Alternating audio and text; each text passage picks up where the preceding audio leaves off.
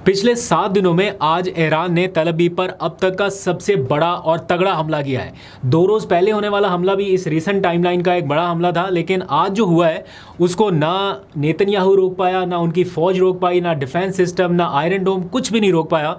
बल्कि ईरान ने इसराइल के डिफेंस सिस्टम के मरकज को निशाना बनाया है, जहां से आयरन डोम अपने मिसाइल लॉन्च करता है ना इंटरसेप्ट करने के लिए, उस मरकज को भी निशाना बनाया गया। ऐसा लग रहा था कि वक्त गुजरने के साथ साथ असले में कमी और मिसाइलों की तादाद कम होने की वजह से शायद ईरानी हमलों में थोड़ी कमी आएगी, क्योंकि उनके पास तकरीबन टोटल 3000 मिसाइल हैं, उसमें से 400 के करीब तो उन्होंने इन्हीं 5-6 दिनों में फायर कर दिया। इससे पहले भी कुछ फायर किए गए थे, तो टोटल बताया गया है कि 1400 के करीब वो ऑलरेडी फायर कर चुके हैं। तो अब उनके पास जो स्टॉक बचा है वो कितने दिन और चल सकेगा, तो ऐसा लग रहा था कि शायद इसमें अब थोड़ी सी कमी लाई जाएगी।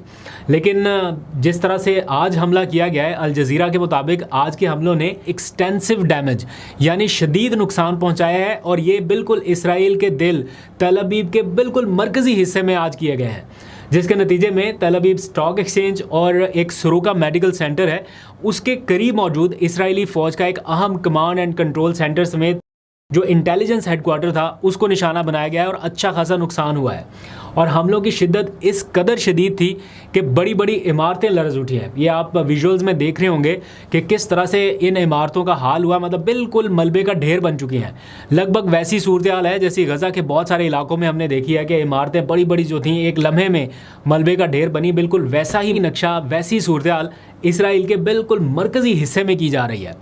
अब अगर आप इस नक्शे को देखें तो इस पर बजने वाले सायरन बता रहे हैं कि लगभग पूरा इसराइली रेड अलर्ट पर चला गया था। पहले ये होता कि थोड़ा सा हिस्सा, एक पट्टी जो है वो रेड अलर्ट पे जाती है, इस बार पूरा इसराइल यूं समझ लीजिए रेड अलर्ट पे था, और सारे लोग भागे फिर रहे थे कि किस तरह से बंकर्स में जाएं, अपनी जान बचाएं।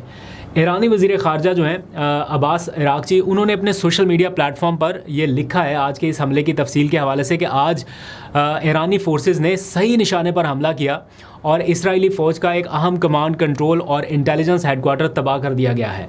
इसके साथ साथ एक और हसास हदफ को भी निशाना बनाया गया, जिसके नतीजे में करीबी इसराइली फ़ौजी अस्पताल सुरोका के एक छोटे से हिस्से को भी नुकसान पहुंचा है, जो कि ज़्यादातर हिस्सा उसका पहले ही खाली कराया जा चुका था। और ये अस्पताल उन इसराइली फ़ौजियों के इलाज के लिए इस्तेमाल होता है जो गज़ा में जंग में शरीक होते हैं। ये ईरानी वज़ीर ख़ारजा क्लेम कर रहे हैं, और वो कह रहे हैं कि इसराइल ने गज़ा में 94% फ़लस्तीनी अस्पताल तबाह कर दिए, नुकसान पहुँचा दिया। और आज इसराइली जा के वहाँ साइट्स के ऊपर बता रहा है कि देखें ईरान अस्पतालों को भी टारगेट कर रहा है, छोड़ नहीं रहा। तो उन्होंने अपने बयान में कहा कि जब तक इसराइल अपने हमले बंद नहीं करता, ईरानी अफवाज की ये जवाबी कार्रवाइयाँ जारी रहेंगी। इस हमले के बाद नेतन्याहू फ़ौरन हमले की साइट पर पहुंचे, और जैसे पहले उन्होंने तबाही देखी थी, आज वो देख के हैरान है कि ईरान हमारे आयरन डोम के बावजूद हमारे इस तरह के इंतहाई अहम अहदाफ को निशाना बना रहा है। तो उसके फ़ौरन बाद हुआ क्या, 2 चीज़ें हो रही हैं। एक तो ये कि गज़ा के ऊपर हमले तेज़ हो गए हैं, धड़ाधड़ हमले हो रहे हैं, और निहत्ते लोगों को एक बार फिर से शहीद करने में तेज़ी आ गई है। और दूसरा, जो इसराइली हुकाम है, अब वो कह रहे हैं कि सुप्रीम लीडर जो है ईरान के आयतुल्ला ख़ामेनी, उनको एलिमिनेट करना होगा, और हर सूरत जब तक वो नहीं जाएंगे तब तक यहाँ पे मामला कंट्रोल नहीं होंगे। तो इसलिए हर बढ़ते हुए हमले के साथ साथ ईरान के सुप्रीम लीडर की जान को भी इस टाइम शदीद ख़तरा है। देखते हैं कहाँ तक ये मामला जाता है और कब ये सूरत हाल काबू में आती है। कल मुमकिना तौर पर मुज़ाकरात का आगाज़ होने जा रहा है, और ईरानी वज़ीर ख़ारजा ने कन्फर्म किया है कि वो 3 यूरोपीय ममालिक के वज़राए ख़ारजा के साथ मुलाकात करने जा रहे हैं। शायद इसमें कोई ब्रेक थ्रू निकले। अब आ जाइए ज़रा पाकिस्तान के डोमेस्टिक मामलात पर बात करते हैं। सबसे पहले ख़बर इमरान खान के हवाले से कि उनका 190 मिलियन पाउंड का केस जो है वो एक बार फिर यानी तीसरी मरतबा समाअत के लिए फ़िक्स कर दिया गया है। और टू बी वेरी ऑनेस्ट, क्या इस बार कोई ब्रेक थ्रू होगा? मैं उसके लिए होपफुल बिल्कुल नहीं हूँ, क्योंकि जिस तरह पहले समाअतें कैंसिल हुई हैं, कभी नैब के लोगों की वजह से, कभी जज साहब नहीं आए, कभी कोई मसला, कभी कोई इशू, तो अब तो वैसे ही इस महीने के आखिरी तारीख के बाद तो 2 महीने की छुट्टियाँ हो जानी हैं। तो अगर एक समाअत हो भी गई इस बार, लेट्स सपोज हो जाती है, तो उसमें भी कोई ब्रेक थ्रू नहीं निकलेगा। बस ये होगा कि ईद के बाद नहीं, सॉरी, ये छुट्टियों के बाद तक के लिए समाअत जो है वो मनसूख कर दी जाएगी या मुलतवी कर दी जाएगी और फिर एक लंबा इंतज़ार होगा। तो इसलिए कोई बहुत ज़्यादा इससे होपफुल नहीं है। लोग जो अदालत को कवर भी करते हैं वो भी यही बता रहे थे। और अभी भी ऐन मुमकिन है कि नैब के जो प्रोसिक्यूटर हैं वो आएँ और कहें कि जनाब मैं तो तैनात ही अभी हुआ हूँ, मेरे पास तो तैयारी के लिए वक्त ही नहीं था, तो अभी मुझे वक्त दिया जाए। तो ये इस तरह के हीले बहानों की नज़र केस हो सकता है। उसकी आज कॉज लिस्ट जारी कर दी गई है। अब 26 जून को इसकी समाअत होनी है। अच्छा जी, दूसरी खबर जो है वो अडयाला मुलाकातों के हवाले से है। आज भी मुलाकातों का दिन था और इमरान खान से मुलाकातें ना कराए जाने को एक न्यू नॉर्मल बनाया जा रहा है कि नहीं हो रही मुलाकात, इट्स ओके। लोग जाते हैं, खड़े होके पुलिस हुकाम के साथ बहस बूस करके वहाँ से नाके लगते हैं, आगे रोका जाता है और उसके बाद वापस आ जाते हैं।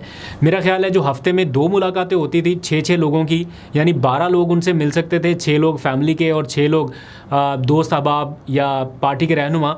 अब ये स्क्वीज़ होके सारा मामला आ गया सिर्फ 2 लोगों तक, और वो उनकी बहनें 2 बहनें जाके उनसे मुलाकात कर पाती हैं, वो भी बड़ी मुश्किल से। अदरवाइज़ और कुछ भी नहीं है, कोई और मुलाकात नहीं हो पा रही। ना केस लग रहा है कि लॉयर उनके पास जा सकें, ना कोई ट्रायल इस टाइम जारी है कि उनकी कोई खैर खबर बाहर आए। और फिर लोग एक्सपेक्ट करते हैं कि इमरान खान पॉलिसी स्टेटमेंट दे इसराइल के हवाले से।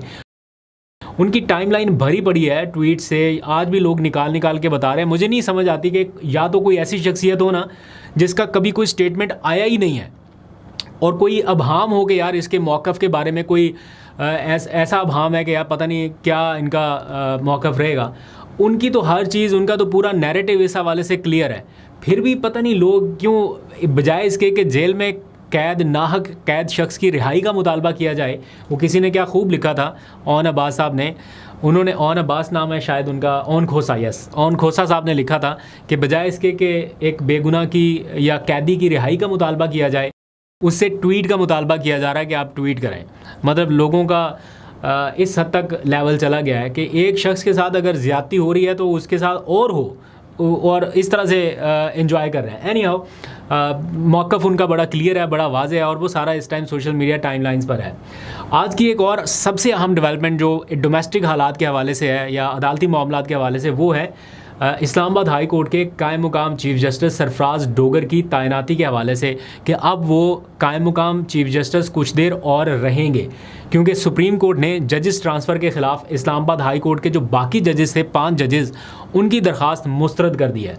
यानी इस्लामाबाद हाई कोर्ट के अपने जजेस को भी इंसाफ नहीं मिल सका जिसके लिए वो सुप्रीम कोर्ट गए थे, और सुप्रीम कोर्ट के 5 जजेस ने 3-2 की अक्सरियत से फ़ैसला सुनाते हुए इस ट्रांसफ़र को, यानी जो सरफराज डोगर साहब का हुआ था लाहौर हाई कोर्ट से, उसको दुरुस्त करार देकर जजेस की दरख्वास्त खारिज कर दिया है। अब ट्रांसफ़र आर्जी है या मुस्तकिल है, ये मामला सदर को वापस भेज दिया गया है, सदर मुमलिकत को, कि वो फ़ैसला करें। यानी आप एग्जेक्टिव के इख्तियार में है कि वो जज को मुस्तकिल रखेगा या आर्जी रखेगा, कब तक रखना है, कब हटाना है, कब ट्रांसफ़र करना है, ये सारा मामला एग्जेक्टिव के पास चला गया। तो आप अंदाज़ा करें कि क्या एग्जेक्टिव की इस टाइम पावर होगी कि जजेस उनके हवाले से या ऐसा कोई क्या फ़ैसला दे सकते हैं, क्या ऐसी कोई सिचुएशन डेवलप हो सकती है। फिर ये भी कहा गया है कि सीनियरिटी का जो मामला है, क्या वो बॉटम से होगा या टॉप से होगा, ये मामला भी सदर को रिमांड बैक कर दिया गया है। अगर ये फ़ैसला सदर नहीं करना है तो फिर जजेस के पास केस ले जाने का क्या फ़ायदा हुआ इन 5 जजेस को। मतलब ये कोई चीज़ समझ में आती है कि सदर साहब डिसाइड करें कि सीनियरिटी बॉटम से होगी या टॉप से होगी। Obviously seniority belongs to top ranks, सबसे ऊपर के रैंक को ही सीनियरिटी माना जाता है। ये मुसलमा असूल है, यूनिवर्सल ट्रूथ है। लेकिन यहाँ पर जनाब के बॉटम से होगी या टॉप से होगी, ये फ़ैसला भी सदर मुमलिकत करेंगे।